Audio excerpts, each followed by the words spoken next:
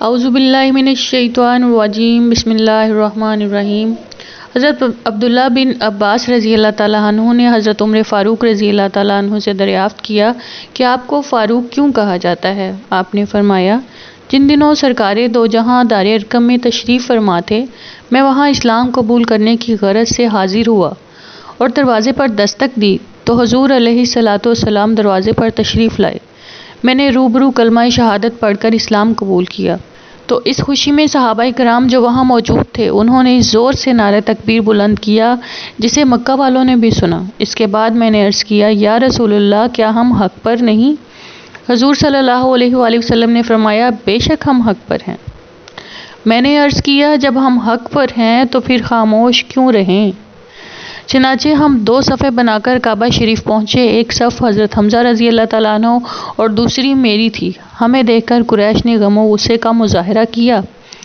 اس دن رسول کریم صلی اللہ علیہ وآلہ وسلم نے مجھے فاروق کا لقب عطا فرمایا، کیونکہ اسلام کا اعلانیہ اظہار اور حق اور باطل میں نمایاں فرق اسی دن قائم کیا گیا۔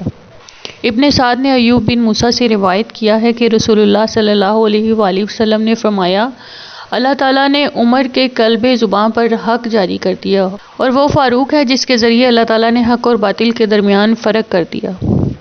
ایک روز حضرت عمر رضی اللہ تعالیٰ عنہ نعوذ باللہ نبی کریم صلی اللہ علیہ وآلہ وسلم کے قتل کے ارادے سے گھر سے نکلے، بازار میں آئے، بدن پر ہتھیار سجا رکھے تھے، چہرے پر غصے کے آثار نمایاں تھے، آنکھیں سرخ اور قہر آلود تھیں، سراپا غضب نظر آ رہے تھے۔ راستے میں نعیم بن عبداللہ سے ملاقات ہو گئی۔ انہوں نے پوچھا، عمر، خیر تو ہے؟ اتنے غصے میں کیوں ہو؟ کہاں کا ارادہ ہے؟ جواب میں کہا، آج میں محمد بن عبداللہ کا سر اڑانے اور ان کے دین کا جھگڑا چکانے جا رہا ہوں۔ حضرت نعیم نے اس ارادے سے باز رہنے کا مشورہ دیا اور کہا، تمہاری بہن اور بہنوئی اپنا آبائی مذہب چھوڑ کر دین اسلام سے وابستہ ہو چکے ہیں۔ یہ خبر سن کر آپ اور زیادہ غضبناک ہو گئے۔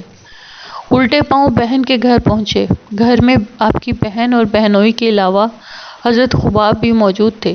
یہ تینوں دھیمی آواز میں سورۃ طٰہٰ کی تلاوت کر رہے تھے۔ پاؤں کی آہٹ پا کر حضرت خباب مکان کے کونے میں چھپ گئے۔ آپ نے گھر میں داخل ہوتے ہی سوال کیا کہ یہ تم آہستہ آہستہ کیا پڑھ رہے تھے، اور سنا ہے کہ تم لوگوں نے اپنا آبائی مذہب چھوڑ دیا ہے۔ دوسری طرف سے جواب ملا، ہاں، ہم نے باطل کو چھوڑ کر حق کا دامن تھام لیا ہے۔ یہ جملہ سنتے ہی آپ نے اپنے بہنوئی اور بہن کو اتنا مارا کہ ان کے زخموں سے خون نکلنے لگا۔ جب آپ مارتے مارتے تھک گئے تو کہنے لگے، اے میری بہن اور بہنوئی، کان کھول کر سن لو، تمہیں دین محمد چھوڑنا پڑے گا، وگرنہ اپنی تلوار سے تم دونوں کے ٹکڑے ٹکڑے کر دوں گا۔ یہ بات سن کر بہن بولی، اگر تو مار بھی ڈالے گا، بوٹیاں کتوں کے آگے بھی ڈال دے گا، مگر ہم اپنے دین حق سے ہرگز نہیں پھر سکتے۔ بلندی معرفت کی مل گئی ہے، گر نہیں سکتے۔ ہمشیرہ کی جرأت اور استقامت اور بے خوف لہجہ گفتار دیکھ کر آپ کی آنکھیں کھل گئیں۔ بہن اور بہنوئی کی جانب غور سے دیکھا۔ دہن سے نام حق، آنکھوں سے آنسو، منہ سے خون جاری۔ عمر کے دل پہ اس نقشے نے عبرت طاری کر دی۔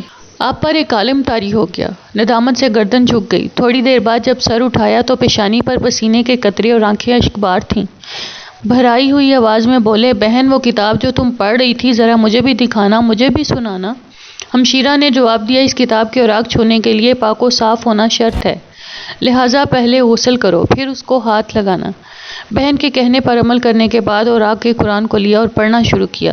ابھی چند ہی آیات تلاوت کی تھیں کہ پکار اٹھے، اے ہمشیرہ، مجھے بھی دربار رسالت میں لے چلو تاکہ میں بھی ایمان و یقین کی دولت سے بہرہ ہو سکوں۔ یہ سن کر حضرت خباب رضی اللہ تعالیٰ عنہ باہر تشریف لائے۔ کہنے لگے، اے عمر، مبارک ہو، مجھے امید ہے کہ تم حضور اکرم صلی اللہ علیہ وآلہ وسلم کی اس دعا کا جواب ہو جو انہوں نے جمعرات کی شب کی تھی۔ نبی کریم صلی اللہ علیہ وآلہ وسلم نے اس شب کو اللہ کی بارگاہ میں عرض کیا، اے اللہ، تو عمر بن خطاب یا عمر بن ہشام کے ذریعے سے اسلام کو عزت و سربلندی اور قوت و غلبہ عطا فرما۔ غرض حضرت خباب رضی اللہ تعالیٰ عنہ آپ کو ساتھ لے کر حضرت ارقم کے مکان پر گئے جہاں نبی کریم صلی اللہ علیہ وآلہ وسلم تشریف فرما تھے۔ آپ بارگاہ نبوت میں حاضر ہوئے، کلمہ شہادت پڑھا اور آغوش اسلام میں چلے گئے۔